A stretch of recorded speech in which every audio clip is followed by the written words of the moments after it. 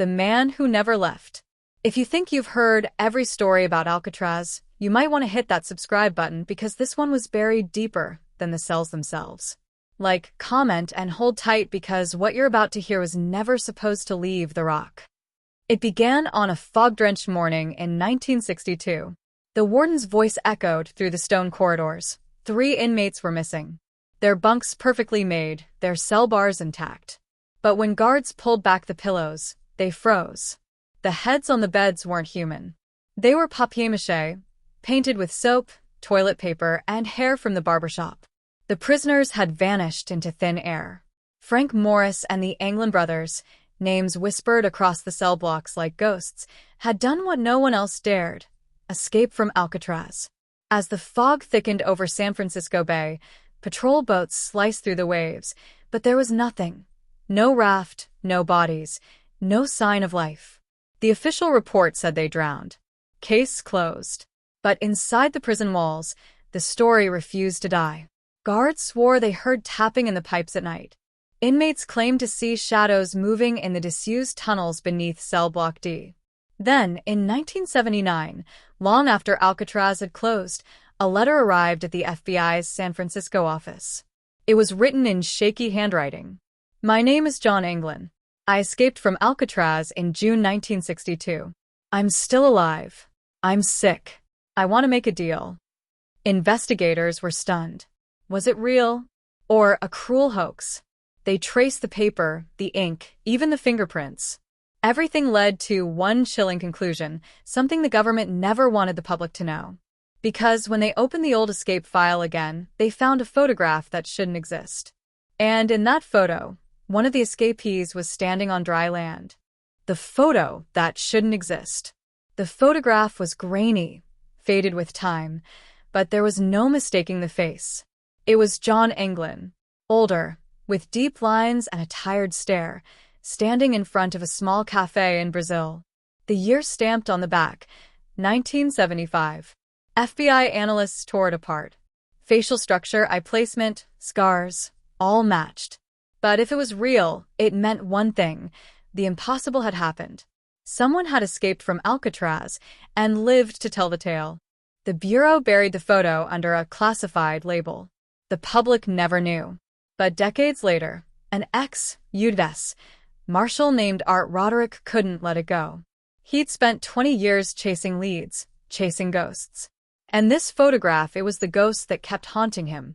He tracked a trail of rumors stretching from San Francisco to rural South America. Whispered sightings, forged passports, a bank robbery in 1979 with the same signature pattern the Anglin brothers used in their youth. Each clue led deeper into a maze of silence. Locals in a remote Brazilian town told Roderick about 2 quiet American men who lived on the edge of the jungle, never spoke much, but always listened to the news about the States. Roderick arrived too late. The small house was empty, coated in dust. Inside, he found a photograph nailed to the wall, 3 men standing side by side, staring straight at the camera.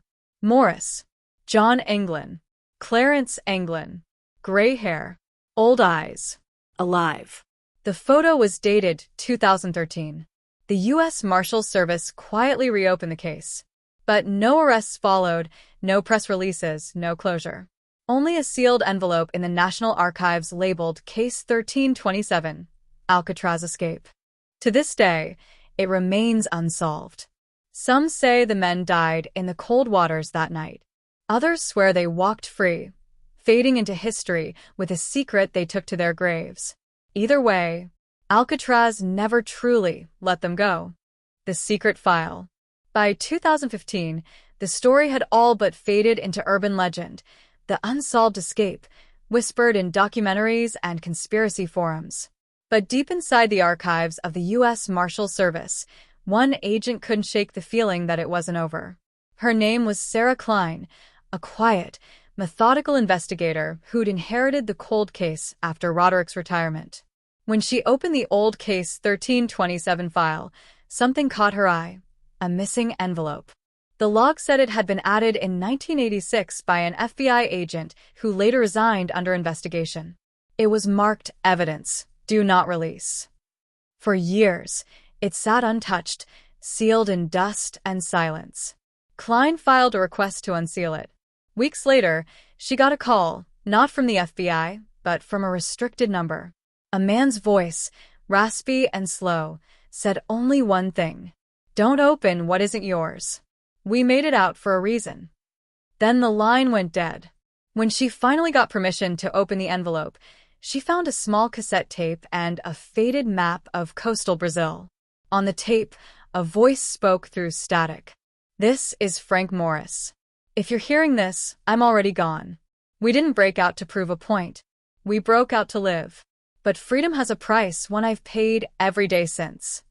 The voice paused, then ended with chilling clarity. "Don't come looking. The Rock still has eyes everywhere." Klein tried to trace the recording, but it vanished into bureaucracy and red tape. Soon after, her access to the file was revoked, and Case 1327 was permanently sealed. A year later, she received an unmarked postcard from Rio de Janeiro. On the back, a single sentence was written in neat cursive. The tide was lower than they said. She never spoke of it again. But every few years, a new photograph surfaces online, older, blurrier, always showing three men together, smiling in the sun. They escaped Alcatraz.